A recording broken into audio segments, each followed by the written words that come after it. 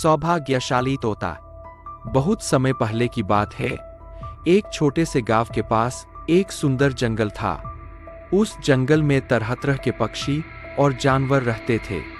उन्हीं पक्षियों में एक अनोखा तोता भी रहता था, जिसका नाम चिरकू था।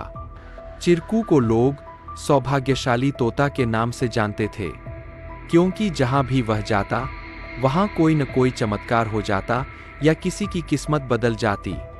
गांव के लोग मानते थे कि अगर चिरकू उनके घर आ जाए तो उनके जीवन में सुख और समृद्धि आ जाती है। चिरकू हमेशा खुश रहता और अपनी मधुर आवाज में गाने गाता। लोग उसे फल और अनाज खिलाते और उसकी भलाई की कामना करते थे।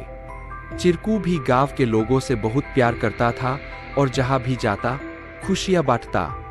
एक दिन गांव में एक गरीब किसान, जिसका नाम रघु था, बहुत परेशान था। उसकी फसलें बर्बाद हो गई थीं और उसके पास खाने को भी कुछ नहीं था। वह दिन रात मेहनत करता, लेकिन किस्मत उसका साथ नहीं दे रही थी। एक दिन रघु ने गांव के लोगों से चिरकू के बारे में सुना और सोचा कि शायद यह सौभाग्यशाली तोता उसकी भी मदद कर सकता है। रघु ने तय किया कि वह चिरकू से मिलकर अपनी किस्मत बदलने की विनती करेगा। अगले दिन वह जंगल की ओर चल पड़ा और चिरकू को खोजने लगा। बहुत ढूंढने के बाद उसे चिरकू एक पेड़ की डाल पर बैठे हुए मिला। रघु ने बड़े ही आदर के साथ कहा। चिरकू ने रघु की बातें ध्यान से सुनी और उसकी आंखों में दया उमड़ आई।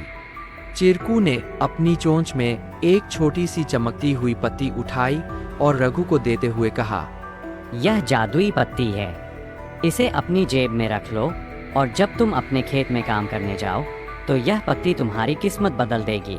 रघु ने धन्यवाद कहा और वह पत्ती लेकर अपने घर लौट आया। अगले दिन वह अपने खेत में काम करने के लिए गया। जैसे ही उसने खेत में जुताई शुरू की, अचानक से बारिश होने लगी। उसकी सूखी जमीन हरी भरी हो गई और थोड़े ही समय में उसकी फसलें लहलहा उठीं। रघु की मेहनत सफल हुई और उसकी किस्मत सच में बदल गई। अब रघु के पास भरपूर अनाज था और वह फिर से खुशहाल जीवन जीने लगा। उसने गांव के लोगों को चिरकू की बुद्धिमानी और उसके द्वारा दी गई जादुई पत्ती के बारे में बताया। सभी लोग चिरकू की प्रशंसा करने लगे और उसे और भी अधिक प्यार देने लगे।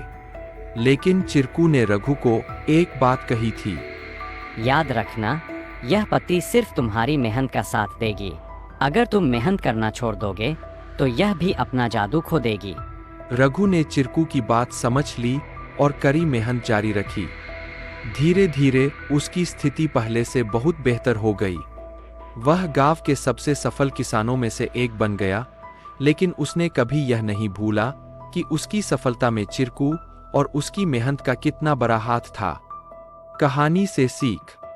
इस कहानी से हमें यह सीख मिलती है कि किस्मत भी उन्हीं का साथ देती है जो खुद मेहनत करते हैं। सौभाग्य और अवसर तभी काम आते हैं जब हम अपने प्रयासों से उन्हें सही दिशा देते हैं।